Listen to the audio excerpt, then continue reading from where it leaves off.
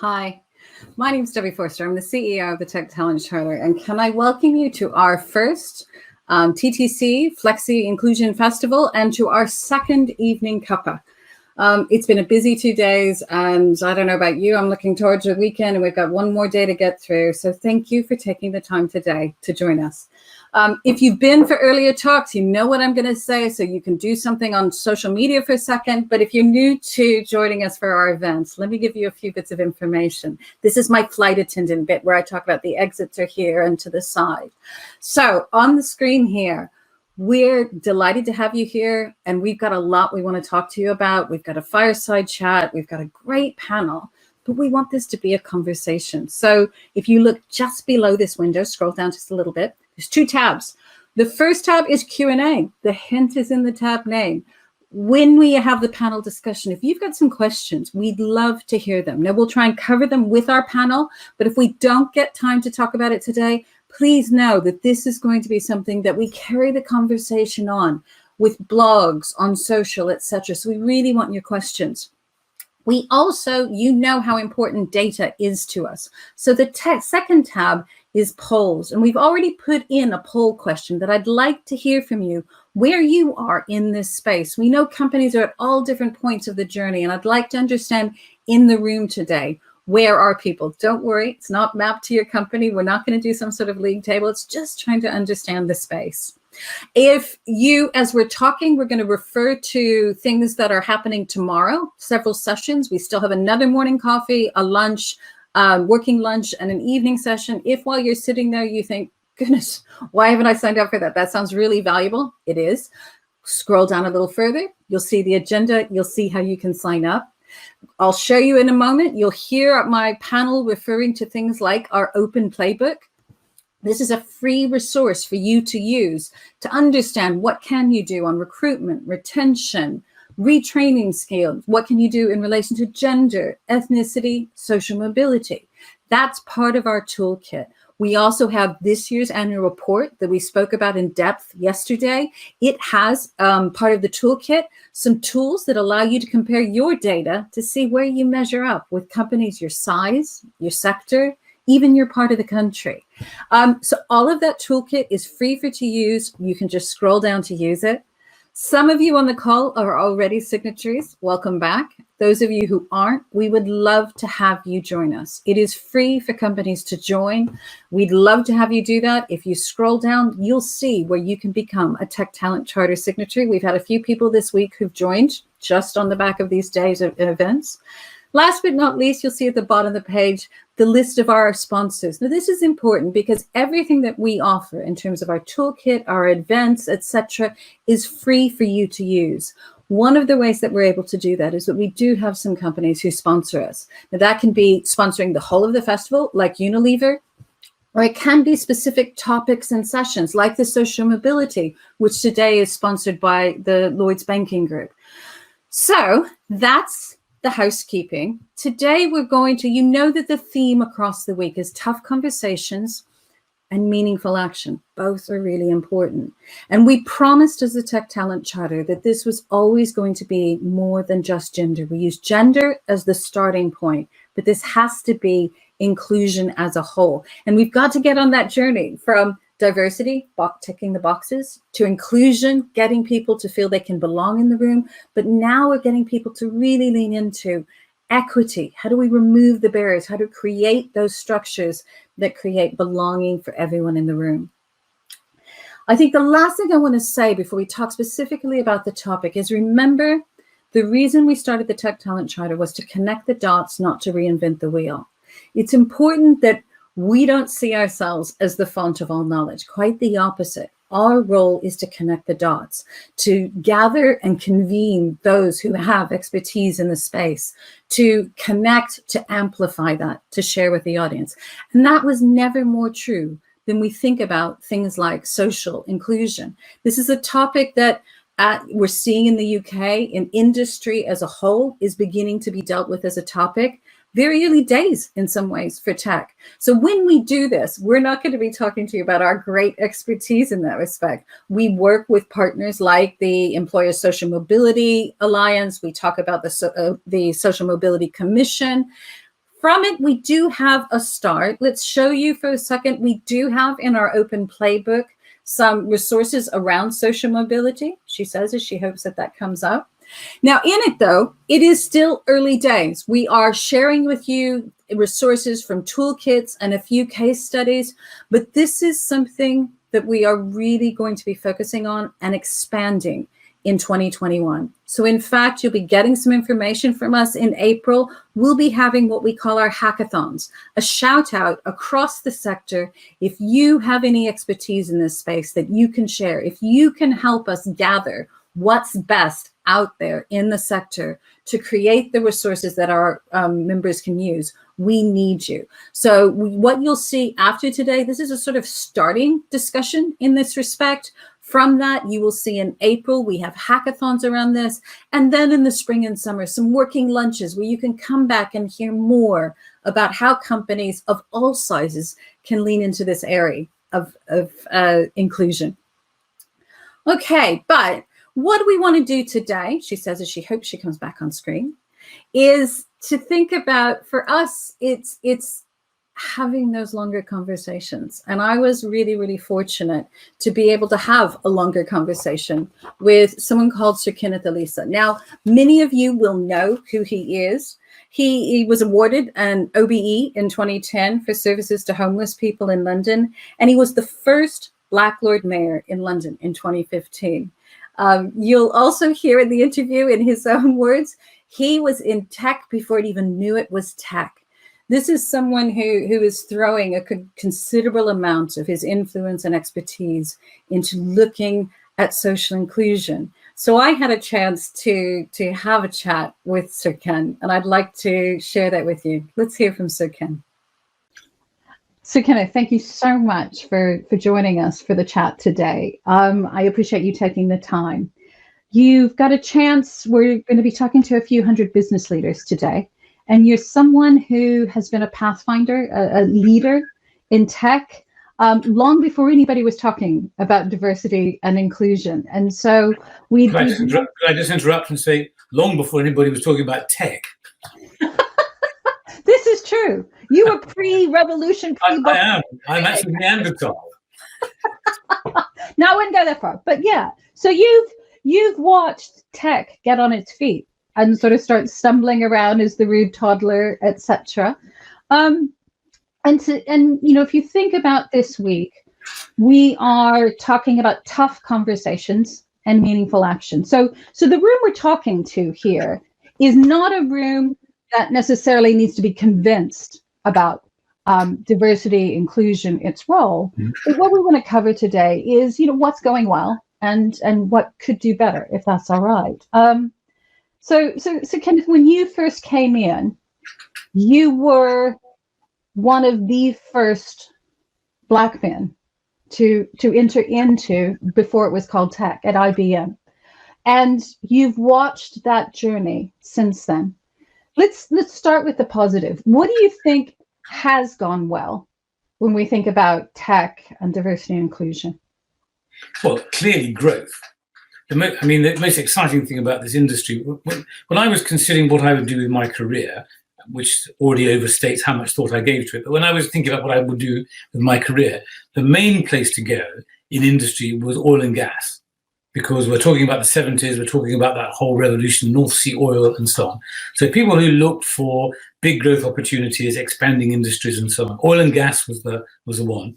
And IT wasn't. IT was mainframe computers. It was an obscure field of business. I would go to parties at the weekend and nobody would have any idea I was asked what I did and no one had any idea what I was talking about. It was a very difficult time really to be an IT person. And I was a bit of a geek. I like writing programs and those sorts of things, which are quite important in technology. And so that world was, it was almost a club really of a relatively small number of people who were doing something that nobody else could understand, whereas almost every other industry people could understand it. And so we were quite, I suppose, supportive in the sense that there weren't that many of us. And so I was very privileged to begin at a time when people knew each other, the industry was small, things were happening, and we were all working at pace. It was a very exciting time. You can imagine going from almost no computers to some computers, obviously a huge growth, and then some more and some more. And then the mini computer came along after the mainframe, whoosh, was an explosion, and then the PC.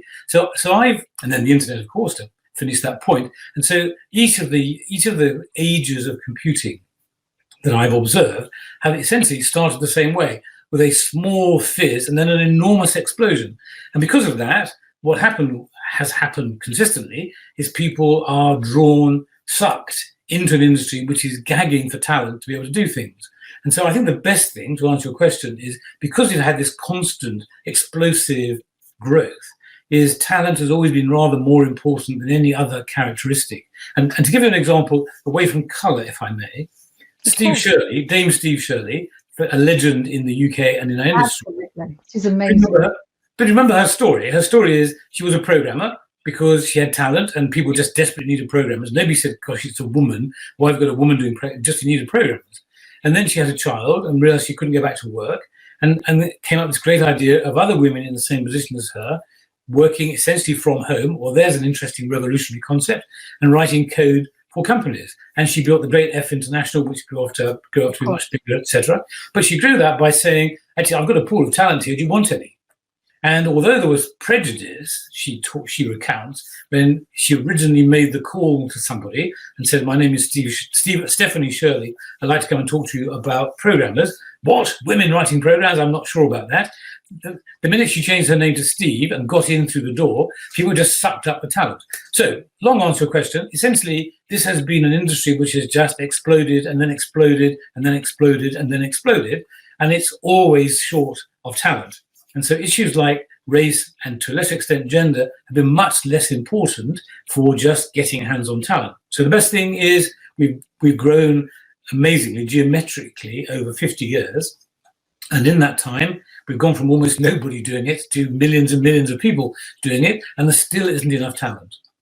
Super. And I think I really like what you're saying, because the benefits of being a new industry, the benefits of growing in these ways meant a lot of rule breakers, a lot of people who wanted to rewrite and rethink things could do so in a way that perhaps a more traditional sector might not have been able to do. And so, yes, if you look across STEM, tech is doing marginally better, not where it needs to be. So if we roll forward through several revolutions and explosions and fizzes and everything else, we are looking around and we are seeing the benefits where we have, diverse, inclusive teams creating great tech. We see the cost if there's not. And so we have now more and more people who want to fix this problem. If you were going down to throw down challenges, if you were going to say to people who come to you and say, right, so how do I build a more inclusive, a more diverse tech? How do I reach in to bring in more people from different ethnic backgrounds, social backgrounds? What's the advice you would give us? Well, I think there are two halves to that question, though. Why would I do that in the first place? And then how do I do it? The why is quite important, because if you don't get the why right, the how could well be wrong. Oh, there's the boring old systems engineer again. It's all about the process. So, and I like to remind people that what we're talking about here isn't social justice. What we're talking about here is competitive advantage. Of course, it is social justice. That's the other side of a coin. But social justice will come if it happens. So social justice isn't the purpose. It's a consequence in the industrial sense. I think there's a general policy point about policies within the country, but within a business, within an organization, within an industry, this is about competitive advantage. And I want, as an employer, the best possible talent to be able to produce the best possible products or services that will give the best possible effect to my customers and my clients. So that's kind of obvious, but needs to be reminded. I have to say, from time to time, people sometimes forget that's what it's about. It is about delighting the customer. So the why is very much about getting the best possible talent. Now, talent is broad-based. It's not just whether they can code correctly or sell something or whatever. There's much more to the talent pool that needs to be contemplated in the context of competitive advantage. For example, someone who doesn't have a talent for team playing isn't going to be much help in a team. So it's kind of important that when you define talent, it isn't just, I don't know, C+ or Python skills or something. Absolutely. So being able to participate is key. But another very important aspect of competitive advantage is understanding, empathizing with your customers. your supply chain, your regulators, if you have one, the laws, all those sorts of things that happen within a society. Because if you don't, you produce products and services that then die because you've not connected with your potential customer community. So you need lived experiences from people, as well as their ability to code, so that when they code in a way that works for the people that they know, or that they can talk to other people who are developing things and they can hear about it. So the why is competitive advantage. The how then is to attract people across a broad spectrum, is actually relatively easy in the sense that we have a labour shortage. We've always had a labour shortage since the get-go. And so the real question is hanging out your shingle and making your message attractive to the scarce talent that's available. There's another discussion perhaps to be had about professions, but as an employer, it's about actually finding Mary or Sadiq or whoever it happens to be that I don't have in my portfolio of my team, and therefore I am at a competitive disadvantage to people who do have those kinds of lived experiences in their organisation. And to unpack some of what you said at the start, that we believe passionately it is about winning everyone to the why. And it does need to be something deeper that everyone can benefit from, and that competitive edge makes sense. I like the way you talked about in terms of that competitiveness. It's looking beyond what language do you program in. It's the deeper skills and talent and that willingness to begin thinking more holistically about the people that we're looking for, because that's been missing for a long time, isn't it? Yes, and the trouble is it's too easy to say, can you write Python? Can you develop in Python? HTML5, you're only good at it. It's too easy. That's lazy. But if you're a football manager, you would say, can you kick a ball? No, you'd say a lot more than that to decide whether someone both had the talent and then had the potential. And so an organisation that seeks to be competitive needs to work out what its requirements are, not it's got a gap in Python skills, let's go find someone to fill the slot. And it is that. It has been that laziness in our thinking and our way of doing things, of trying to think, what's the easiest way I can get someone in the door? And that's not the best way of going through. The other thing that I liked was your understanding that part of what they do is not just the skill, it's that wider experience and knowledge. That links into, because I think the debate has moved on. There was a time in which the buzzword was diversity.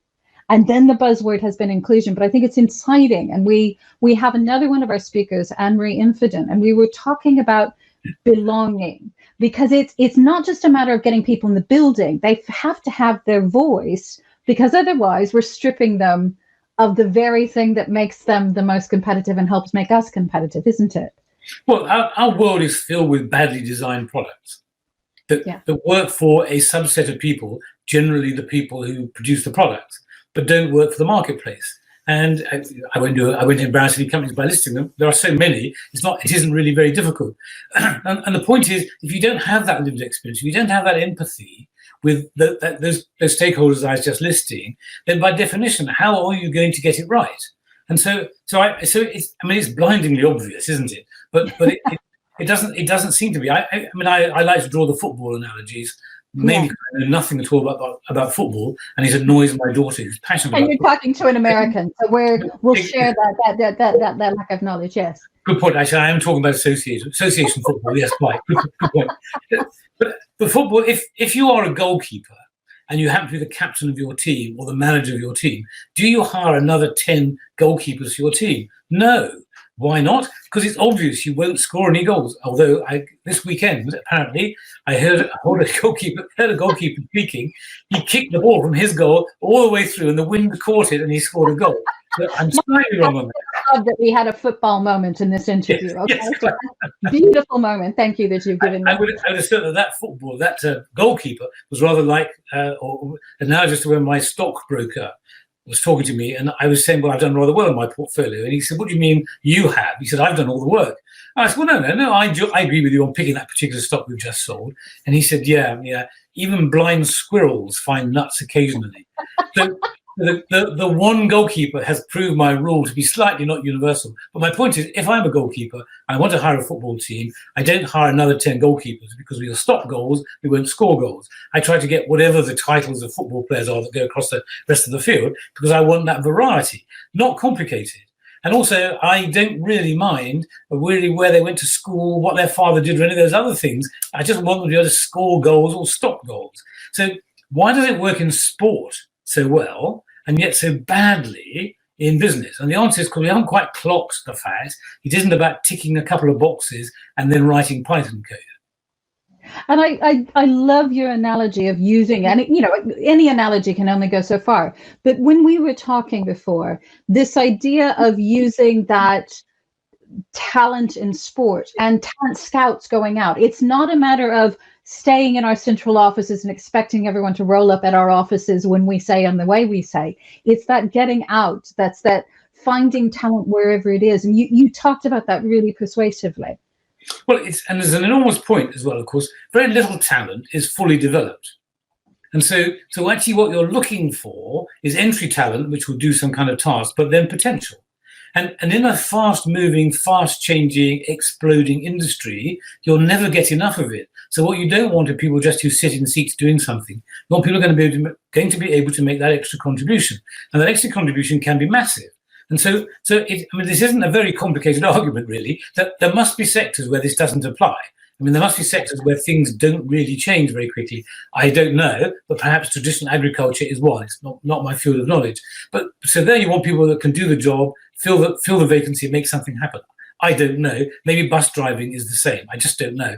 But I know in technology it's absolutely not the case, because things are changing all of the time, and you don't even know not even half. Exactly. Most of the things are changing. So it's such a dynamic environment. To survive and prosper, you need to have all your antennae up, and you need to be able to connect with things. So it's a no-brainer that when you're looking for someone, you want someone that you can grow into an exploding world, as opposed to just sit at a desk typing code. Exactly. And it does show why, for some of our employers that are really leaning in to do things like retraining programs, code camps, that getting out of the office, out of the context to find and grow the talent, make it so very powerful. And I think, again, given the gap that you said, we can't afford to just wait for ready grown talent. We have to grow that. And it also suggests, if I stay with your football analogy, it's not just the Premier League who's sitting and waiting. There are leagues below that. And it's also thinking about what's happening in schools and universities. And so, you know, on Friday, we're going to be talking about looking at the pipeline as a whole. This isn't just about getting our recruitment right. It's about thinking about the pipeline as a whole to make the real difference. That's another point. So I've answered all of your questions thus far from the view of the employer. But now let's look at turn the lens on the employee or the potential employee. This is a daunting industry. STEM is a daunting subject. You know, you have to study maths. You've got to get it. I mean, it's not easy. You can't just drift into a STEM career. Although lots of people have, which is what gets STEM a bad name. So that's another point we may want to return to in a second. But to be any good in STEM, and certainly to be able to rise up and fulfill your potential, it's actually quite a lot of hard work. And there's nothing wrong with hard work. That's not to say difficult. But if I'm faced with an option at school between a hard subject and an easy subject, I'm either going to be bullied by my parents, or I'm going to take the easy of the two subjects. Because why wouldn't I? And if I read that to get to university I need 5 GCSEs and 3 A-levels and something, why wouldn't I take easy ones rather than difficult ones? Because that's the entry ticket. If people think about a career as opposed to the next step, things become very different. So when I'm talking to young people, I say, imagine you're my age, it's hard to imagine, or even older, and you're still alive. It's remarkable thanks to medicine and science. And you're looking back on your last 50, 60 years, and you're saying, wow, hasn't that been a brilliant adventure? What will that adventure look like? And what it won't be is focused on what you did age 14, 15, 16, or 17. So a young person who has a vision of where they might want to be then can accumulate the qualifications and the experiences that give them a chance of getting on that path. And so there are two sides to this particular, two ends to this telescope here. The employer needs to do more aptitude testing rather than yes or no, tick boxing, 2-1 from decent university. Those are so crude. If that was football again, to stick with my ever-weakening metaphor now, have they got 2 legs, 2 arms, and 2 eyes? Yeah, bring them on. No, it's much more nuanced than that. But on the employee side, or the potential employee side, we need to be doing a job as an industry in helping young people take the tough choice and do the harder subject. And in so doing, we can then expand that talent pool. And I do think it is that flip of focus that we need our employers to do, to remember, as we would with any great product, we would look at the user journey. If we want great talent, we need to look at the talent journey. And it is about, how do we get the right information out there? How do we woo them? How do we make this a stickier profession and understandable profession? And it's about removing barriers so that they can see the way through, because there is something that's tough. We can't apologize for that, but we should remove the barriers that don't move them on that tough journey. And Debbie, you used a word there, which is, I'm afraid you've triggered yet another rant here, because you use the word profession. And one of the problems with technology, particularly information technology, which is my field, it is a profession, but most practitioners have not bothered to become professionals. So we had a great debate once at the BCS, the Chartered Institute for IT, about CITP, which is the accepted chartered qualification for an IT professional, chartered IT professional. And I was in a meeting. I think I was chairing a group on strategy at the time at BCS, and we're having a discussion about why we were bothering to try to promote CITP. It had a very limp start and hadn't really been taken up with any enthusiasm in volume, just a few evangelists. And somebody was saying, well, there's no point, is there? I mean, the way you get qualified in IT is you get a certification from Microsoft or Cisco or Oracle, or it was a long time ago now, those things. And another colleague of mine, a former president of the BCS, said, no, you don't understand the profession. The difference is you may have all those things, and if you get something wrong, you get something wrong. If you're a professional, you get something wrong, you can be struck off. That's a very different standing in the universe. So guess what? Our doctors are professionals, and they are following a code of conduct which is rigid for them. And if they infringe it badly, they get struck off and can no longer practice. Yet IT, people just say, well, I had a job like this before, and I've got this job now.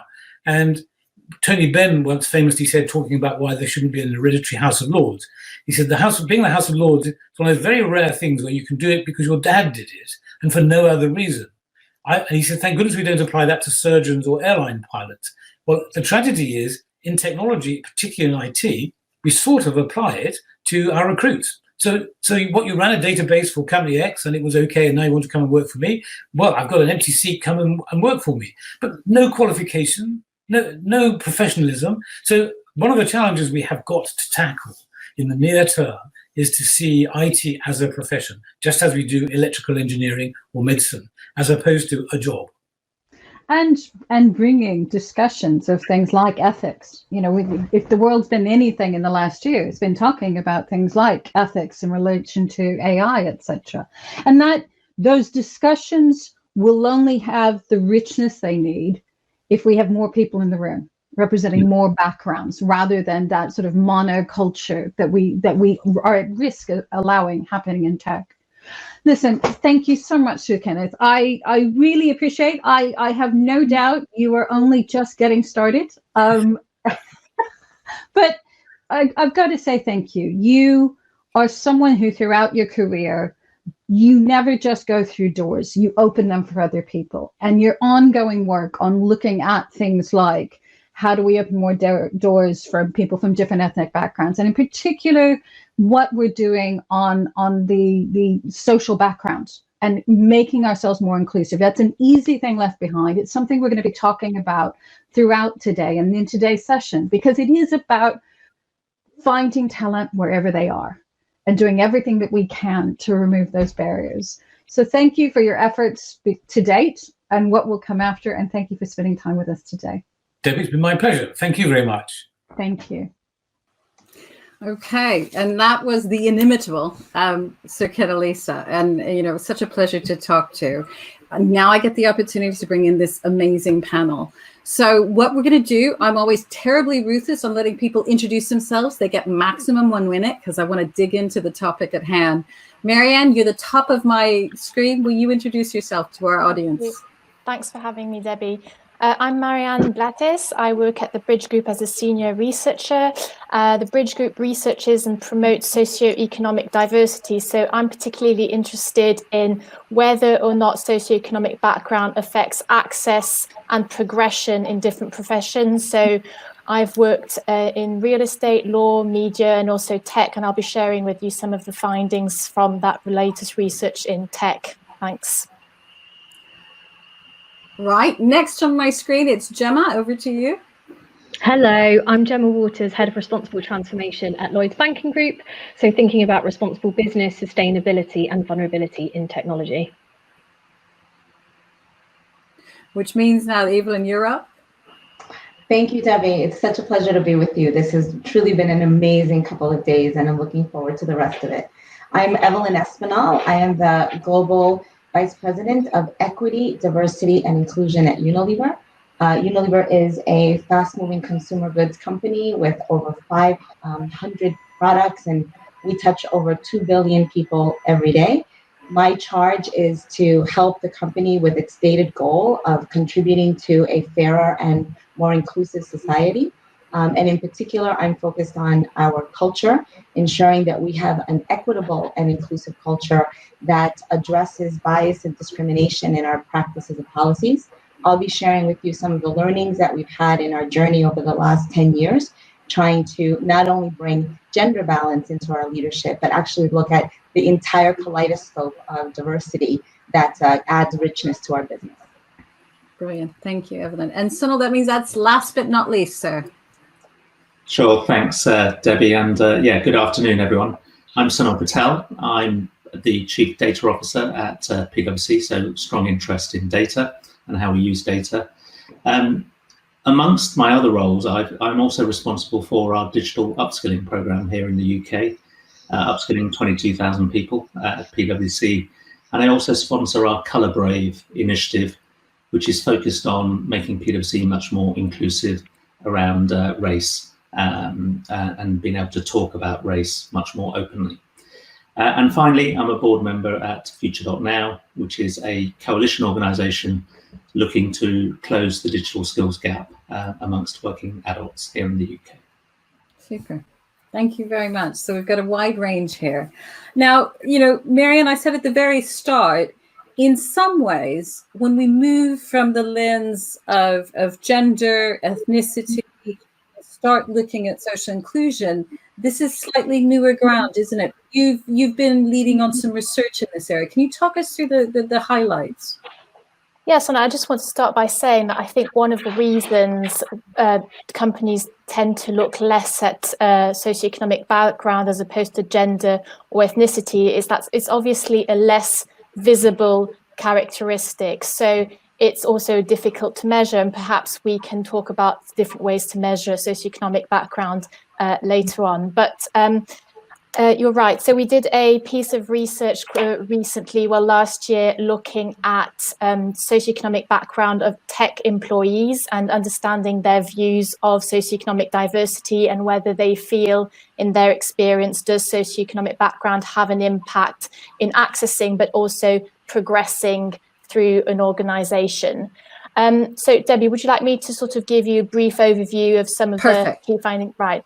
Okay, so we looked at lots of different things in this piece of research, and we also are really interested in looking at how socioeconomic backgrounds intersect with other diversity characteristics. So we did look at a lot of different aspects of diversity and how those intertwine. But I'll talk about three sort of major findings and bring in some other findings in our later discussion. So we looked at 3,400 tech employees, and that was with 11 participating organizations in a range of sectors, but mostly our results came from one big professional services firm and looking at their tech employees. And what we found when looking at their socioeconomic background is that the tech employees in our study were significantly unrepresentative in terms of socioeconomic background. So we looked at parental occupation, and we found that 67% of the tech workforce came from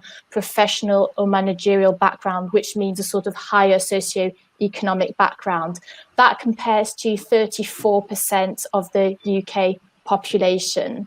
We also looked at school type and found that 21% of the tech employees in our study went to an independent school, and that compares to 7% of the UK population. So in other words, the population was quite unrepresentative, and the clear majority came from advantaged backgrounds. And just to give you an idea of comparison, that compares to more traditional professions such as journalism.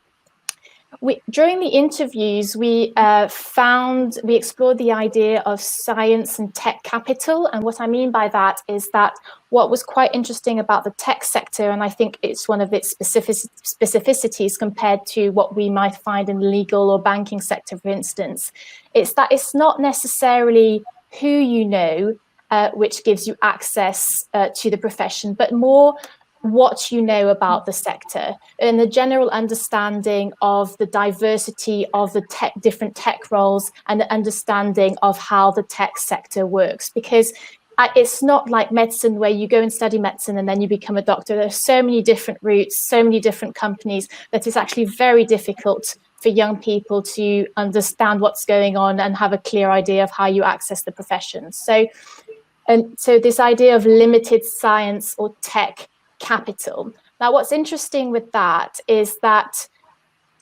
people who come from higher socioeconomic backgrounds don't necessarily have high tech capital. However, science capital, tech capital is highly classed and racialized, and it's particularly prevalent amongst white, middle class, but also South Asian families.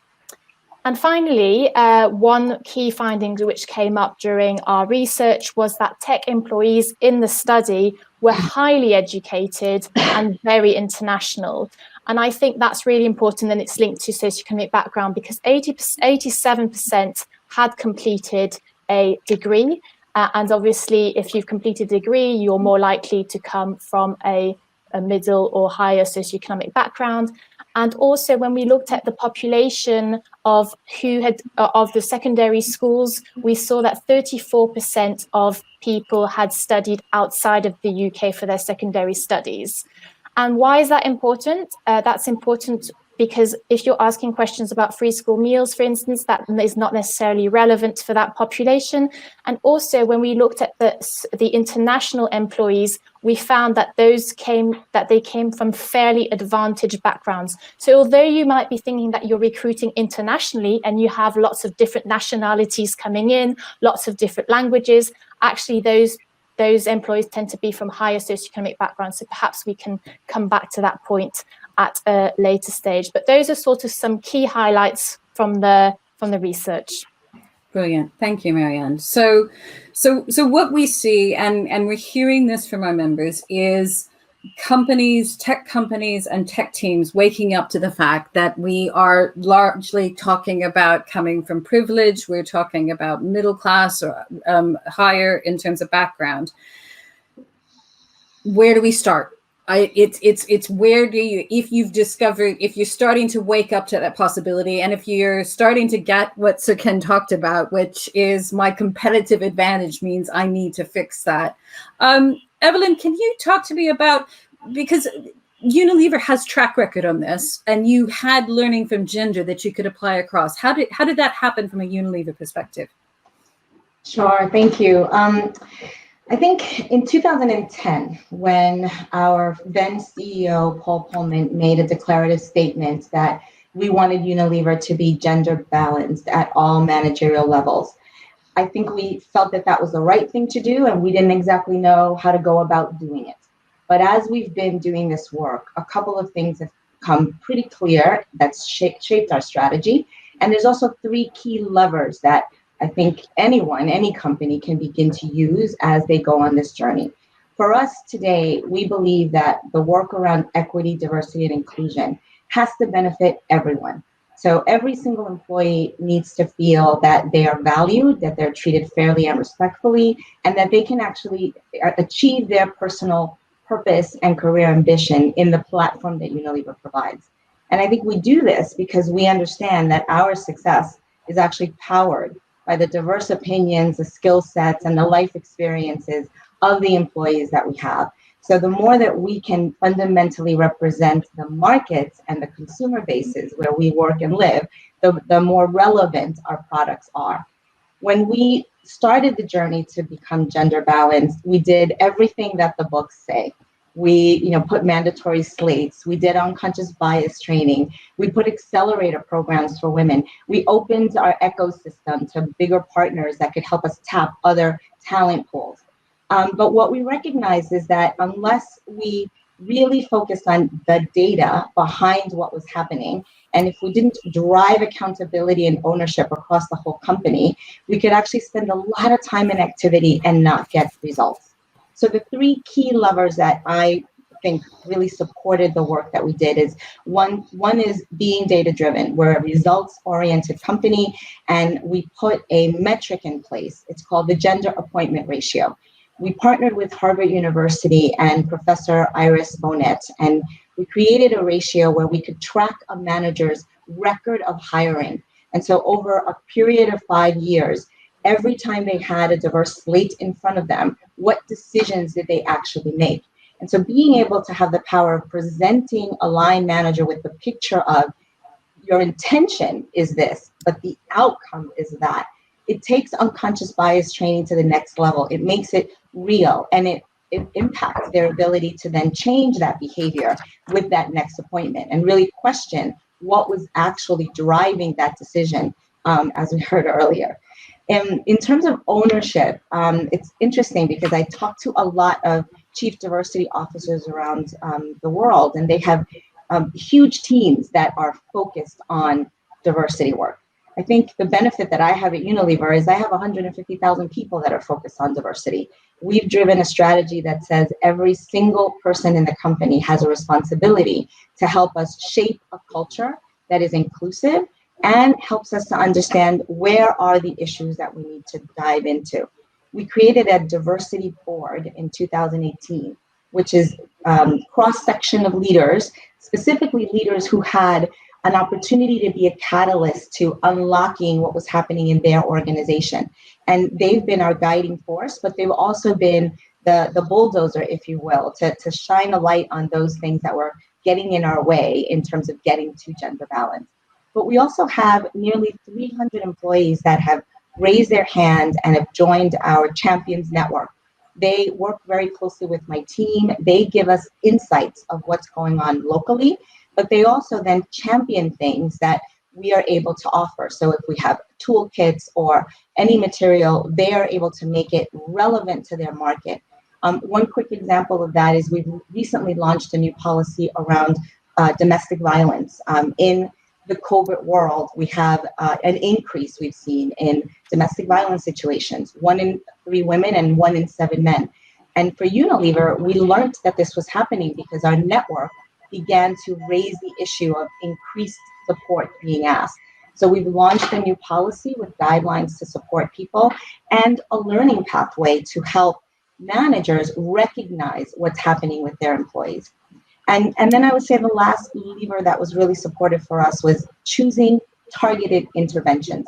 This work is not about one size fits all. So using your data to have a real diagnostic of what are the hot spots, it allowed us to work with those areas of the business that were having the biggest challenges.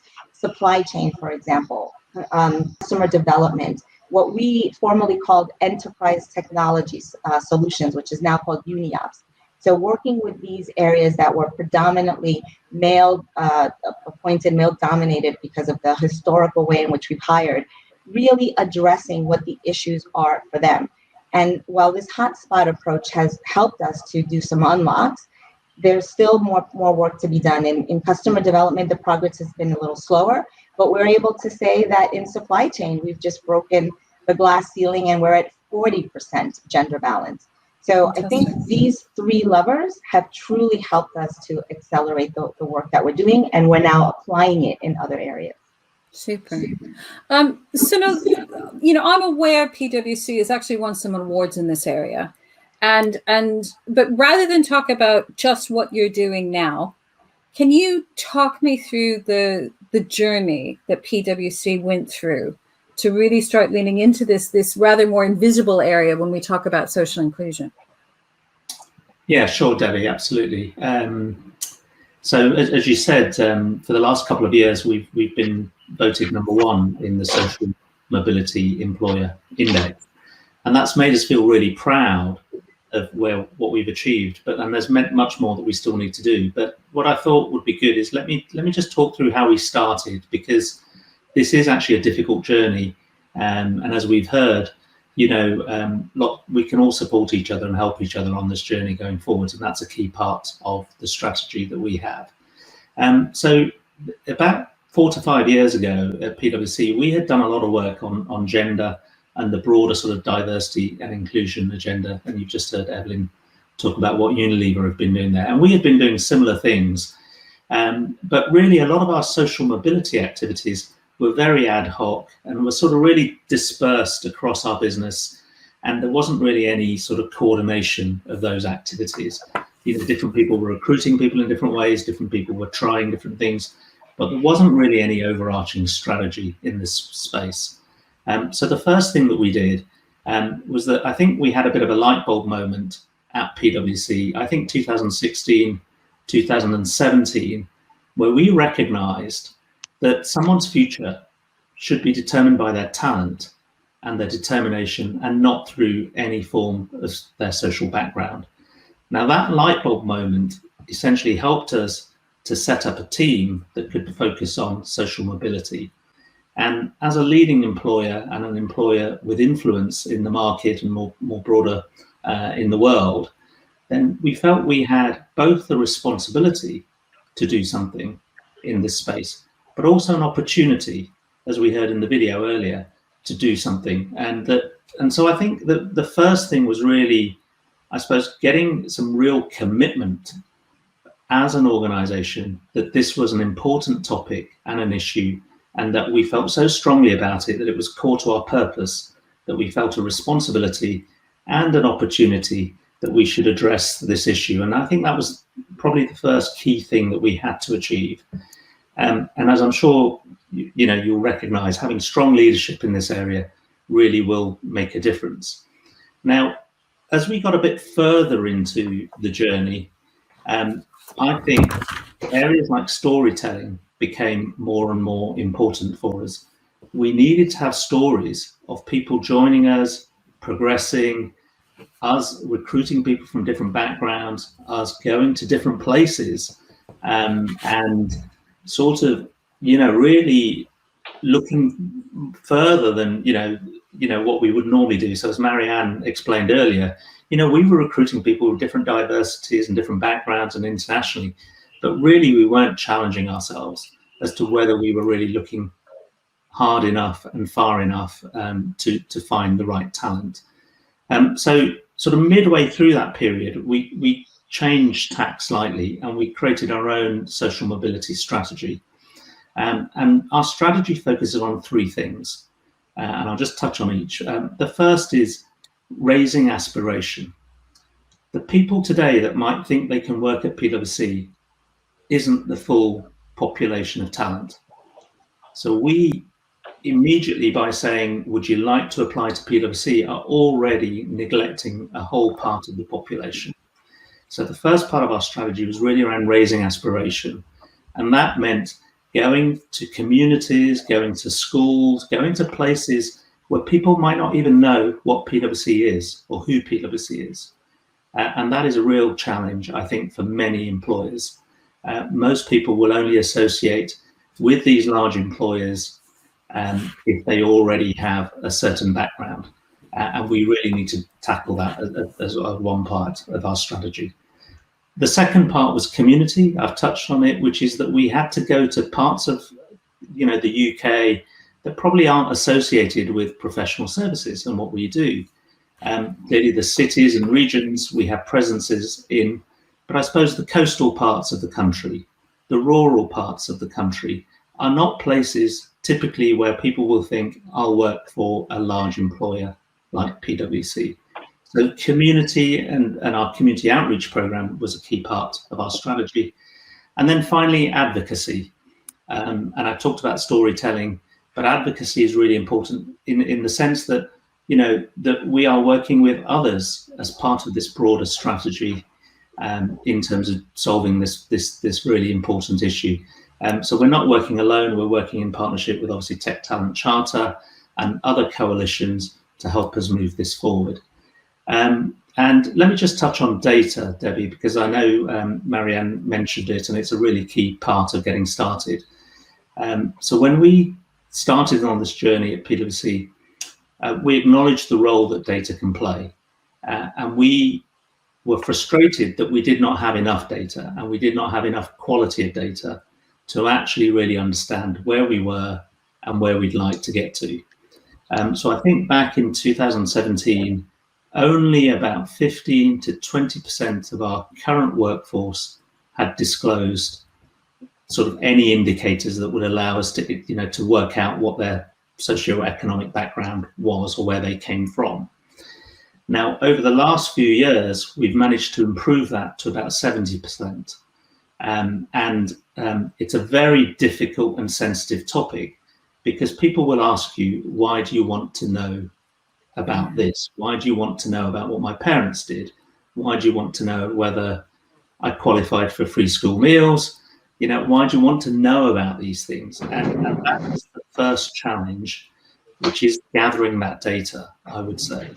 And what we had to do to really address that was really tell some really powerful stories from all the way through our organization. So we found individuals that had come from different backgrounds and different places and who are openly sharing their story about where they came from, their backgrounds, their upbringing.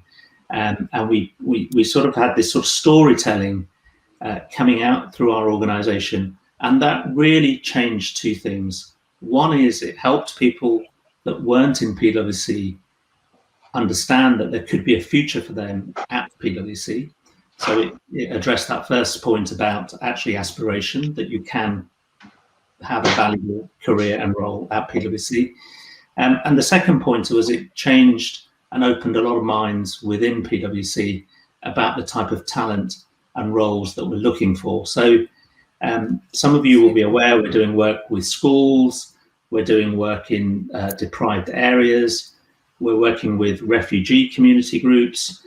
You know, all of these areas are not typical sort of places where we would normally work or look for talent, but we really extended our network and started to look for talent in many more ways and focused on raising aspiration, increasing access to PwC and our roles, and then, as I said, working with others in an advocacy way to try to resolve this very Fantastic topic. Thank you. So, Jemma, how do these two journeys match up with or different? Because every company needs to go about this in a slightly different way. Talk me through the journey for Lloyds Bank and how they've addressed this issue. Yeah, so I think like the two previous panelists, I guess we've been on a similar journey. There's definitely been a big focus around data. There's definitely been a big focus around building, understanding, really spending time with people to listen to them, understand, and really think about what action is the appropriate and right action to take. Our advocacy groups across the organisation, across our kind of gender network, our disability network, our race network have just been fantastic in really challenging the rest of the organisation to see things from different perspectives, but also to help make sure that when we're considering things like recruitment, when we're considering some of our training programmes, development programmes, community work, that we're thinking about things with a lens of intersectionality, because ultimately people are not one-dimensional, two-dimensional. We're all very complex people. So I think drawing upon lots of different perspectives, even through shaping some of the stuff that we've been doing, is really important.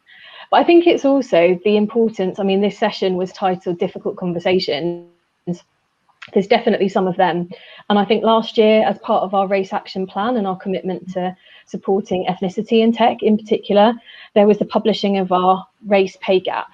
And actually that rightfully forced some really difficult conversations, acknowledging the disparity between folks from different ethnicities, different backgrounds, and what that means for their pay, frankly. And I think the important thing about data is always, exactly as Evelyn was saying before and Sunil, it's about driving insight that then drives action. And I think having those difficult conversations, but based on data, just means that it's it's a no-brainer. These things need to change, they need to happen. But don't get me wrong, you know, all organisations I think are on a bit of a journey, and particularly with social mobility as well, as we've talked about. There's some real challenges, you know, with people wanting to share some of that data, trying to understand why we would want it. Realistically, what's the action that you're going to take? But nonetheless, I think it's the importance of, you know, events like this, conversations like this, activities like this are just so important for shining a light on why this is something that we need to work to. And I think for us as well, it's important not just thinking about our own organisation as it currently is, the people that are currently in our organisation, as well as that recruitment piece, but also about the ecosystem. You know, as a UK focused organisation, we've got over 60,000 colleagues and we've got about 35 million customers. You know, for us, reflecting the communities that we serve, understanding them, changing the way that we build products and services and redesigning things is just so crucial. And I think not just focusing on what's required right now, but thinking about what we need for the future is a really important part of our responsibility as an organisation. So I won't talk about all the different things that we're doing, but things like the work that we've done with the charity Code 4000, so helping support young offenders with digital skills more broadly, coding, but also giving them an apprenticeship work experience, providing that ecosystem of package. There isn't, as we know, one silver bullet for any of this stuff, but really trying to learn from that group and understand how we can support them in a whole range of ways has been a fantastic learning, just like some of the work that we've been doing on our Lloyds Bank Academy. So through partnering with DWP and the Job Centre Plus network, we're providing employability skills, digital skills, but ultimately, you know, empathetic conversation, people to really listen and understand them. And I guess tailoring it then enables us to tailor our propositions in a way that really resonates with the different groups, the different audiences, and helps us make sure that any of the support that we're providing is relevant, is useful, and feels like we're really listening and really means the right thing to them.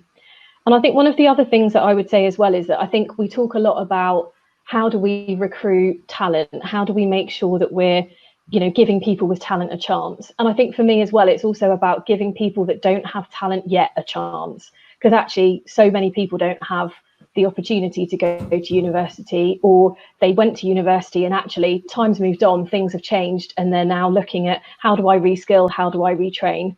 And that's the other thing that I would say as well, is I think that kind of thinking about how to support people at every age and stage as part of this, you know, need to understand social mobility and facilitate it, I think is just so crucial. It isn't something that's only about, you know, getting people into work or even hiring into vacancies. I think it's a much bigger system that we need to face into. And like I said, that's part of the reason why we are part of organisations like Future.now, like Tech Talent Charter, because actually as a large organisation, I think we have an obligation, we need to, it's the right thing to do, support groups, understand them, but also learn from others. Some of the best conversations that I've had have been from small bespoke service design agencies and small charities who, on the face of things, we're very different organisations, but actually we're going through the same challenges and we're all on a learning journey. So it's a brilliant opportunity to hear from different perspectives, even, you know, as we try and work through this challenge. Super. Okay, so I think I'm going to start drilling into some specifics from all of you, and asking you sort of to free you up, not just what you may have done in your own company, but what you're hearing going on there. But I want to make sure, I think we've covered that high ground, and I want to start thinking about some actionable things that if I'm sitting on this call, I could start tomorrow. While I'm starting to do that, if you're in the audience, if you have a chance, remember two things. You have 2 bits of homework. What's a question I should be asking this panel? And 2, have a look at that poll. Please let us know where you are in that journey, because that helps us customize what we're going to do in the coming year. All right, so from my understanding, everyone, make sure if I haven't got it wrong. First of all, we've got to get the leadership at the top, okay? If we don't have the leadership at the top, we're not out of the starting gate. We have to make sure that we've really got the idea of the why, and we've got people bought in. And then we start on that data, but the data is not I wake up on a Tuesday morning and I get everyone to do a survey. It is that combination of creating the trust, the psychological safety, that, you know, people who are in those hidden backgrounds feel comfortable to talk about it, comfortable. And I like the way we were talking, you know, Sunil, you talked about those human stories, because data can be quantitative, but equally powerful is that qualitative, all right? And then we have to get out of our comfort zone. You know, this is where I like our Sir Kens, you know, talent spotting up and down the country. And we're not just out there looking for a bunch of goalies. Okay, remember how excited we were to talk football. That's as much as my football can go at this stage. All right, so let's look across the pipeline. I am going to start gathering data. Oh, sorry, someone said. Well, I was going to give, so let me give you an example, and maybe this could take the conversation on. So particularly around tech skills, we've discovered that autistic people have really valuable data manipulation skill sets, and they can spot patterns in trends, and they focus intensely on a problem. They have enormous talent, particularly when you look at certain types of technologies and what we're trying to do with data. Now, those autistic group of people, very talented, would find it very difficult, I think, to find a regular job around technology in PWC or any of our organizations, I suspect. You know, it's not something we would naturally go out and look for. And we've found over the last period of time that they're super at certain types of roles and certain types of, you know, sort of projects. And so we now really are much clearer about the type of skill sets we're looking for and where those skill sets could come from. And it's a much broader question. And so we're now working with a company called Auticon, and they recruit people from autistic backgrounds in technology. And we have a partnership with them, and we work together with them. And that's a great example where sort of a group of people that probably wouldn't be represented in our data at all, we'd find it very hard to even know where to look to find these people. But through partnerships and through collaboration with others, we've managed to try to, you know, find something that works for both organizations. Super. But thinking back to the social mobility, the social inclusion piece, are there things that I should be doing around data? Marianne, you were really key that we have to start, companies need to, first of all, understand the state of play. Do you want to give me a few ideas? What could I start thinking about and start doing in the office from next week if I was going to start looking at data? I mean, as you say, you need to build that trust. I mean, Sunil was saying that at first the response rate was 15%, and to get it all the way up to 70%, it, you know, takes a lot of time and understanding, explanation, clarity in your communication, etc. So supposing you've got that in place already, you've got that strategy in place.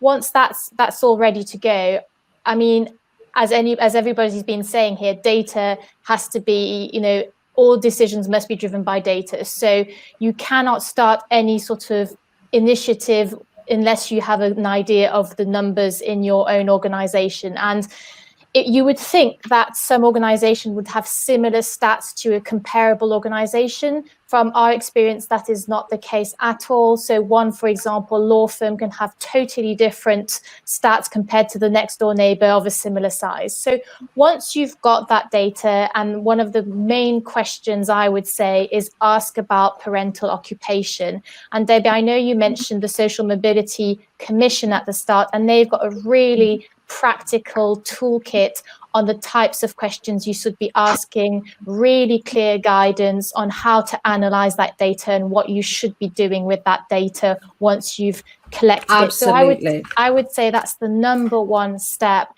is get that data and then break it down by level of seniority, and then start to compare it against national benchmarks. And once you've done that, you can then start to elaborate, okay, what are we missing? Where can we improve? And from there, you can sort of start to decide where you want to go. So I think that would be the main starting point for me. And it is about not reinventing the wheel, because we in the our toolkit in our open playbook resources point straight back to that toolkit, because it gives you very sensible ways of asking the question, explains what's being asked and what that can tell you. So let's say I'm on that journey. I'm creating the psychological safety. I've got the buy-in. I'm starting to do understand where my problem points are.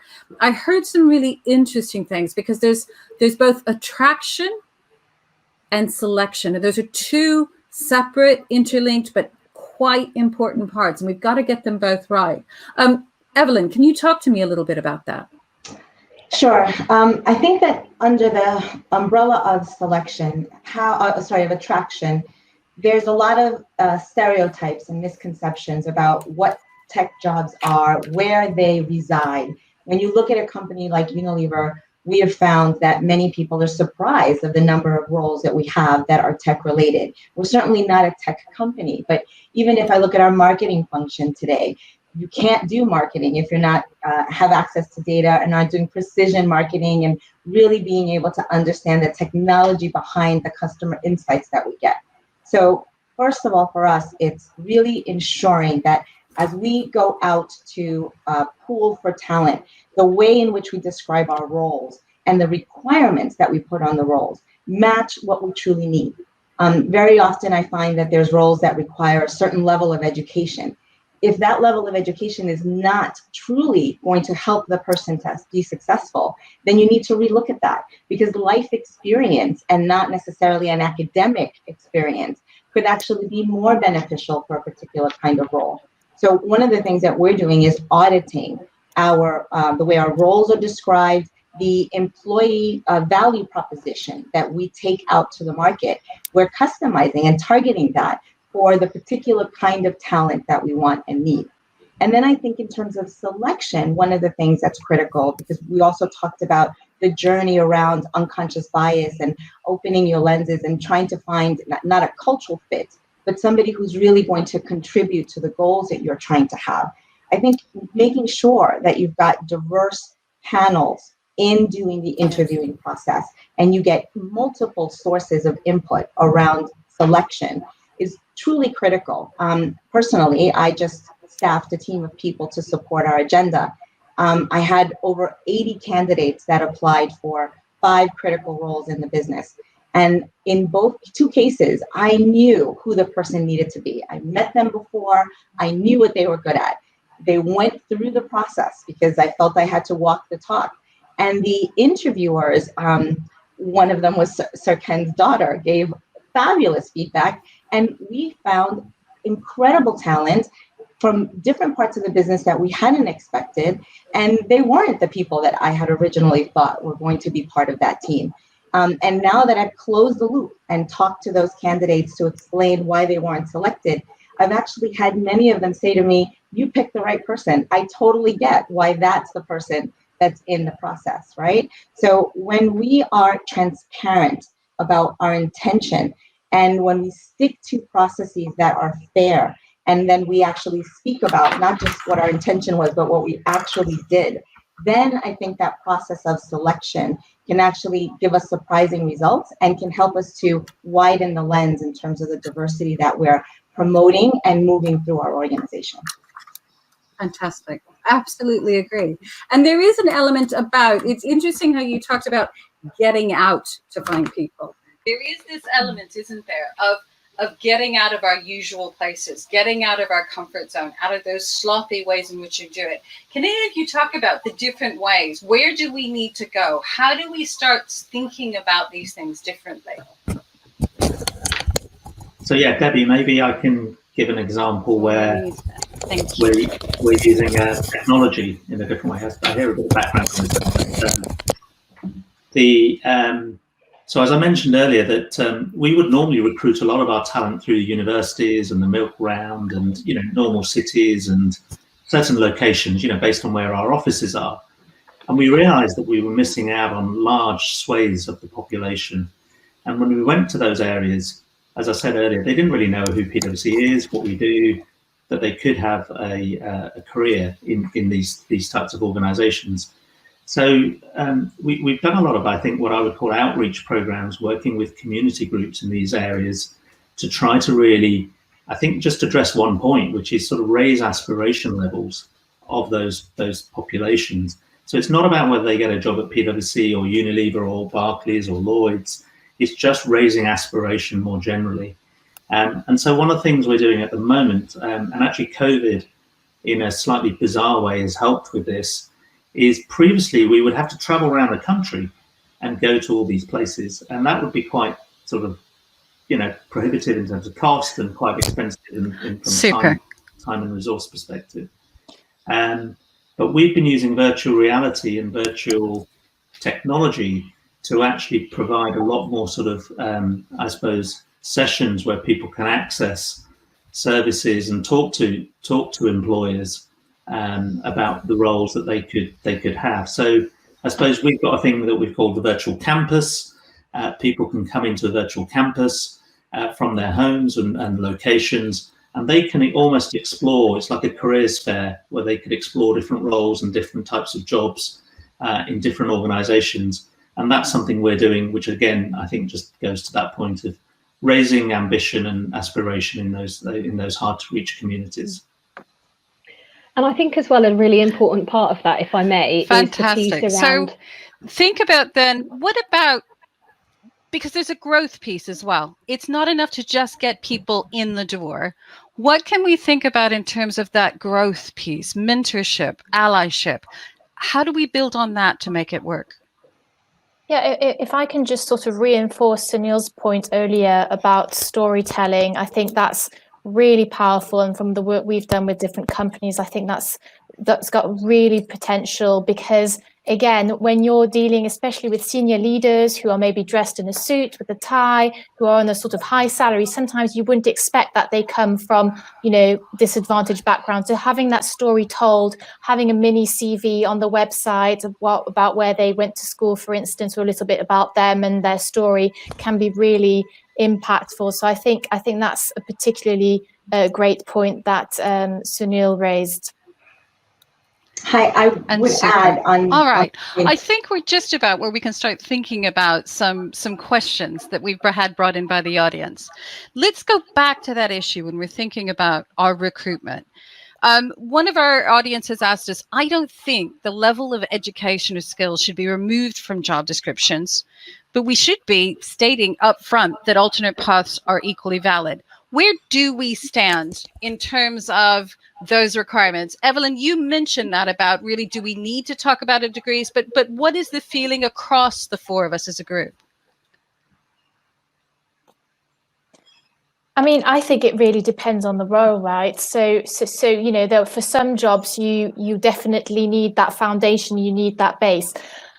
So I think it's a really tough question to answer. I think it really depends on the role itself. And yeah, you should be welcoming alternative pathways, and ultimately experience should be valued over degrees, especially later on. So I would definitely value those sort of welcome the two, but I would think it would have to be down to what the role actually is about. I would support that. I think one of the things that Unilever has tried to do then talk to me a little bit, Jemma. There is an element about jargon busting, isn't there? Yeah. Sorry, Debbie. Evelyn, do you want to finish up, and then I'll talk a little bit about the jargon busting point? Yeah, I think Debbie's not able to hear me. Can everyone else hear me?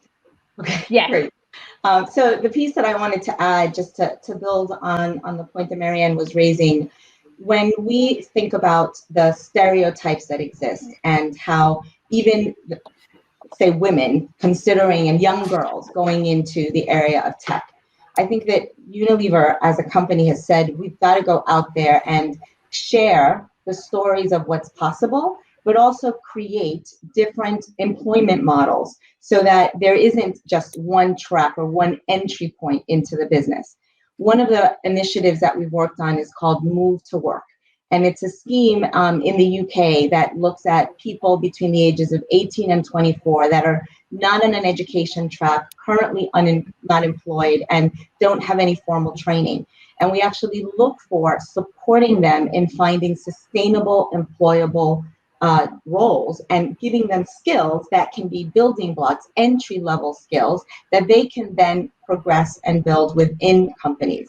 I think Unilever is one of those businesses that has a model of coming in right out of university, and then people tend to have longer-term careers. So we want to make sure that we're broadening that lens. As Sunil said, When I joined Unilever in 2013, we were actually only going in the US to the top 10 schools. But when we then looked at the level of diversity that was coming out of those schools, it meant that we weren't bringing in the larger cast of people to choose from. So we were already hampering our efforts. When we then opened that up and went to all universities that are available in the US, as an example, we're doing the same thing in Brazil, we're doing the same thing in Kenya.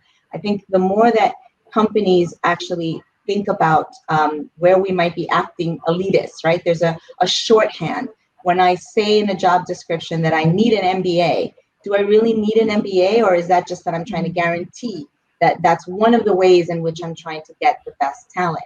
So I think the entire process of having somebody come into your company, get developed, and actually stay over time, it is a funnel, right? And so the broader that you can make that funnel, partnering with organizations like, for example, Black Women in Tech. We recently did an event, a partnership with the Tech London Advocates and Black Women in Tech Network. And the purpose was to talk about and share stories on what is required for somebody to feel comfortable coming into a corporate environment and taking on some of the big roles that we have.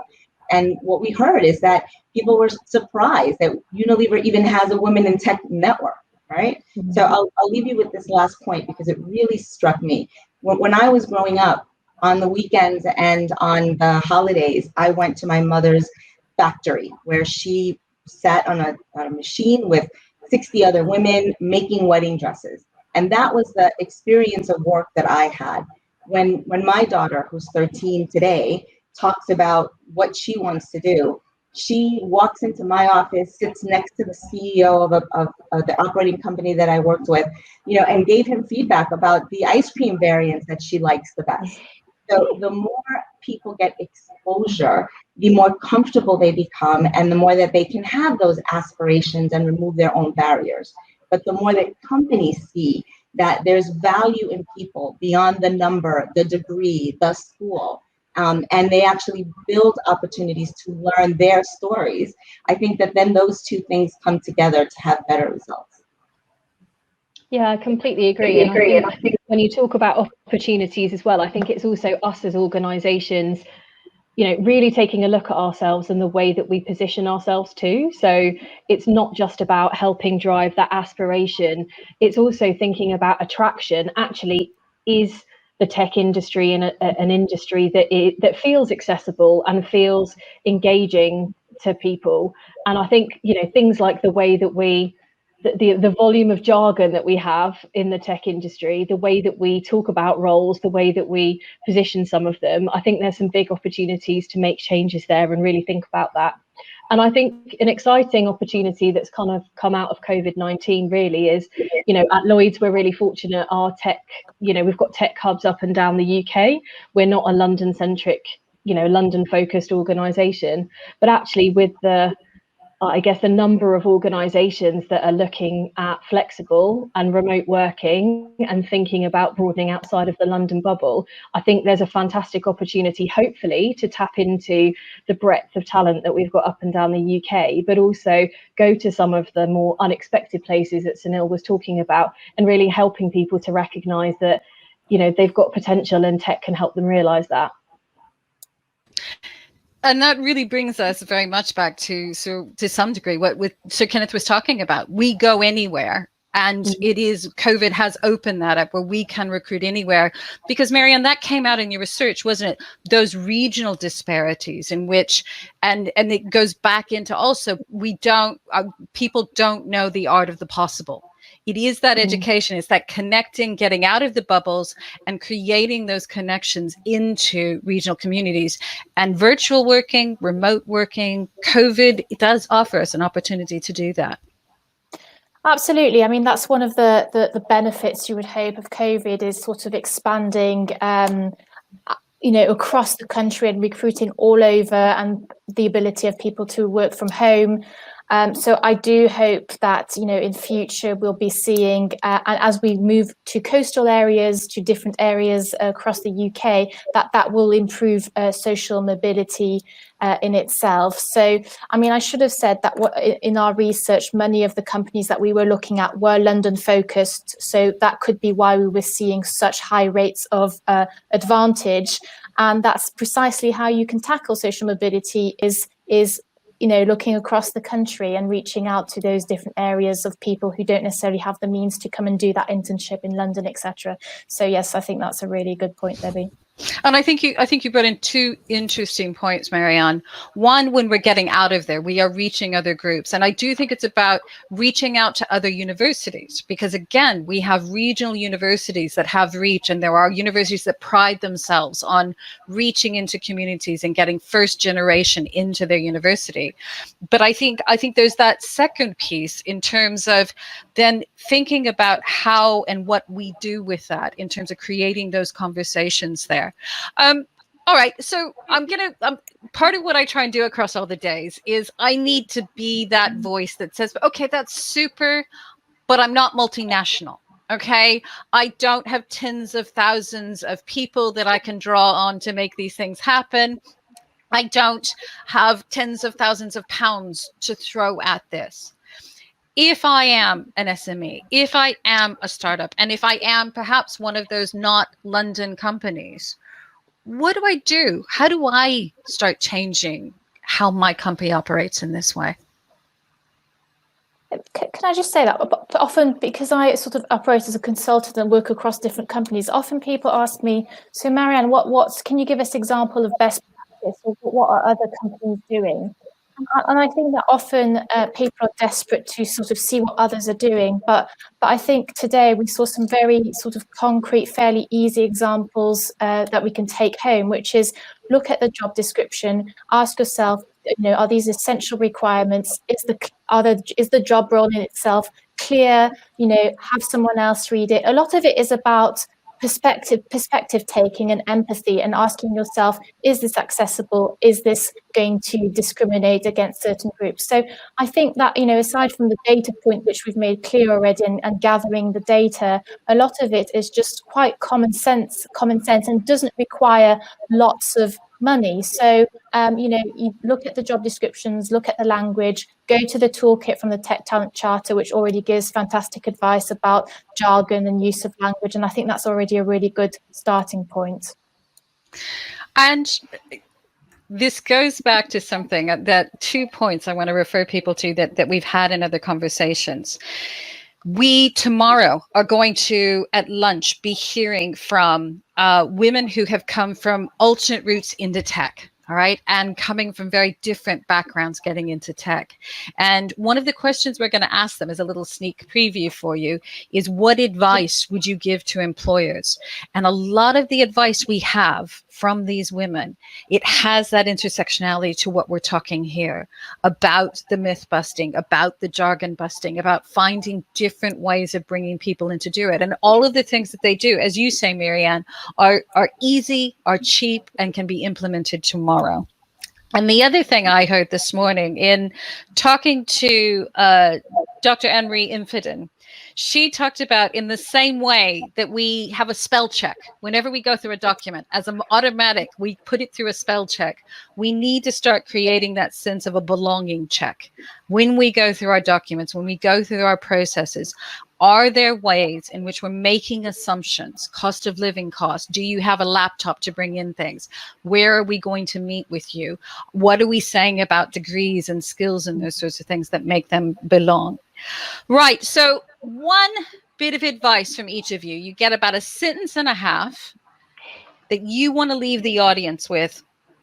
What should they think about? What should they be doing in terms of social mobility and changing the way they do things in their company?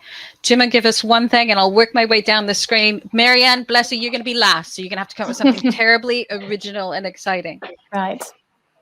I think it's probably not to underestimate your own impact. So I think part of the reason why I work in a tech role, I definitely don't come from a tech background, or I didn't originally, but I had a line manager who spotted willing, some passion, some ambition, and the curiosity to learn something new and something different, and coached me and helped me think about an alternative career path for myself. And I just think if that line manager hadn't done that, where would I be now? What would I be doing? I definitely wouldn't have been confident enough to take some of the steps that I have. So I think I just try and reflect on, can I be that for someone else? Some of the mentoring that I do is just the most rewarding thing that I do.